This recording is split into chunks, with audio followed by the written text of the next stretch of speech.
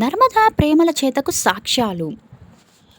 Dheeraj arrest అయిన చోటు ఏదైనా సాక్ష్యాలు దొరకొచ్చని అక్కడికి వెళ్తారు. అక్కడ ఒక కిరాణా షాపులో సీసీటీవీ ఫుటేజ్ ఉంటుందని గ్రహించి అక్కడికి వెళ్ళి సీసీటీవీ ఫుటేజ్ అడుగుతారు. ఇదేమైనా ప్రింటౌటా ఇవ్వడానికి అని వాడు ఇవ్వనంటాడు. నర్మద ప్లాన్ చేసి బెదిరించి వాడిని సీసీటీవీ ఫుటేజ్ అడుగుతుంది. వాడు చూపిస్తూ ఉండగా ఇలా మెల్లగా ఎప్పటికీ చూపిస్తారు, మాకంత టైం లేదు అంటూ వాడిని పక్కకు నెట్టేసి ఫుటేజ్ చూస్తుంది నర్మద. అందులో ధీరజ్ని కేసులో ఇరికించిన వాడు క్లియర్గా కనిపిస్తాడు. వెంటనే ఆ ఫుటేజ్ మొత్తాన్ని రికార్డ్ చేస్తుంది నర్మద.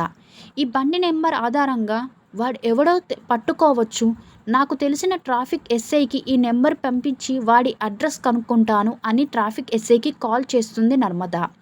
10 నిమిషాల్లో వాడి వివరాలు పంపిస్తా అని అంటాడు ఎస్ఐ. అయితే ఇదంతా సుకన్య కంట్లో పడుతుంది. వీళ్ళకి సీసీటీవీ ఫుటేజ్ దొరికేసింది. ఈ విషయం అర్జెంటుగా అత్తయ్యకి చెప్పకపోతే కొంపలు అంటుకునేటట్టు ఉన్నాయి అంటూ పరుగులు తీస్తుంది.